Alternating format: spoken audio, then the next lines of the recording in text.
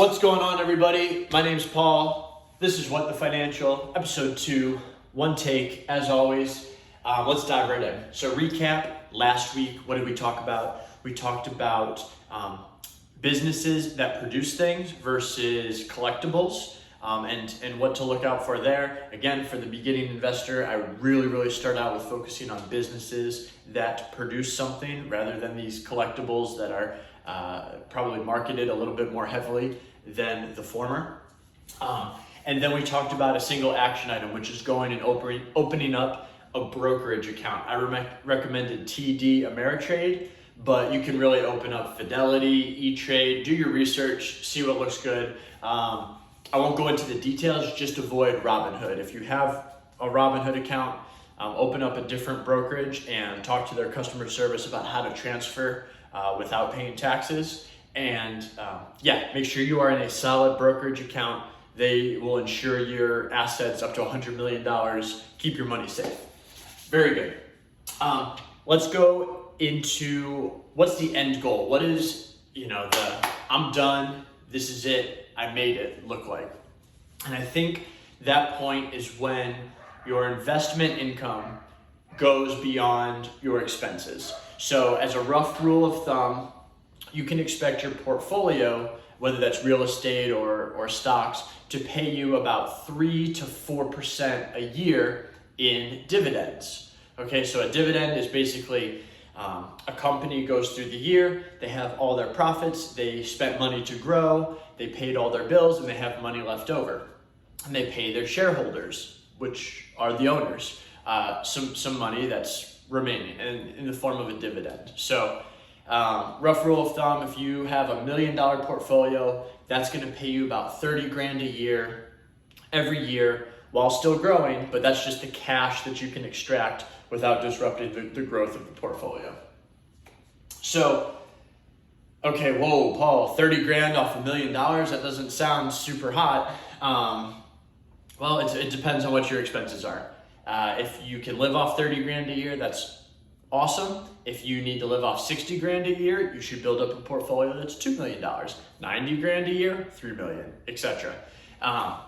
So start with the end goal in mind, and I think this determines how aggressive you need to be. If $1 million sounds like a lot of money, it is. However, anybody that's making a reasonable salary can absolutely get there. If you're making 25, 30, 35,000 a year, no problem. If you're making 150, 250 plus, you're just going to get there a lot faster. And perhaps you'd like to set your sights a little bit higher.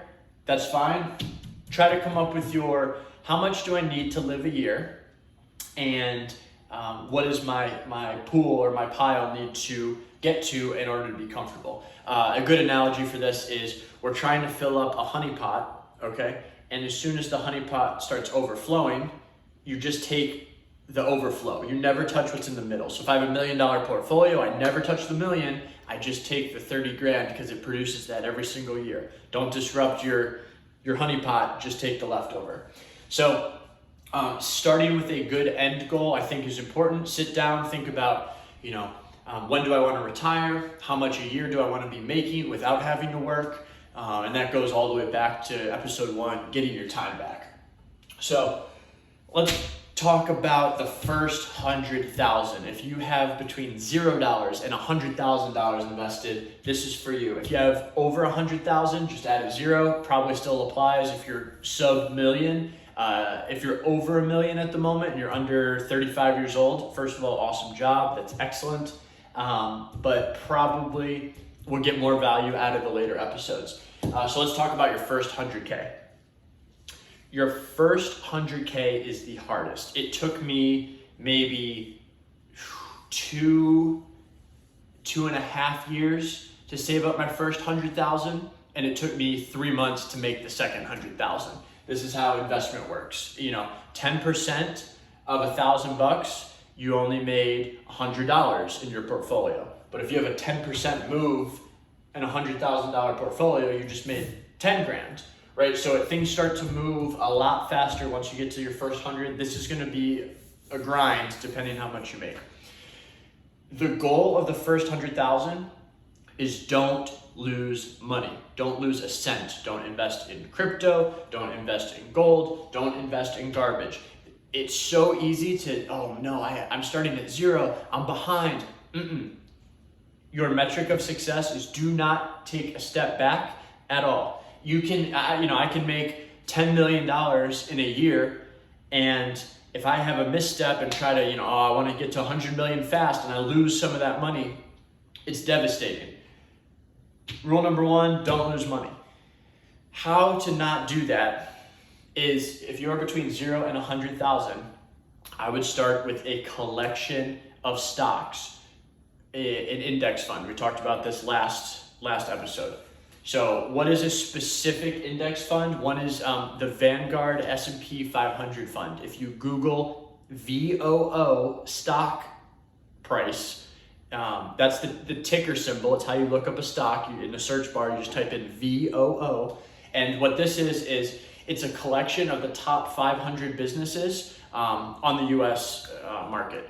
So what this does is if a business goes bankrupt, you don't lose your money. It replaces that business and it tracks the top 500. You'll see swings in this fund of maybe up to 30% up and down. It doesn't matter. Just contribute to it every month. Keep going until you get to your first 100K.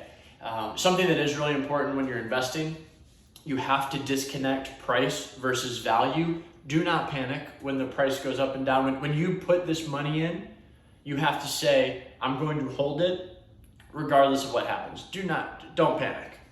I'll give you a pretty funny example.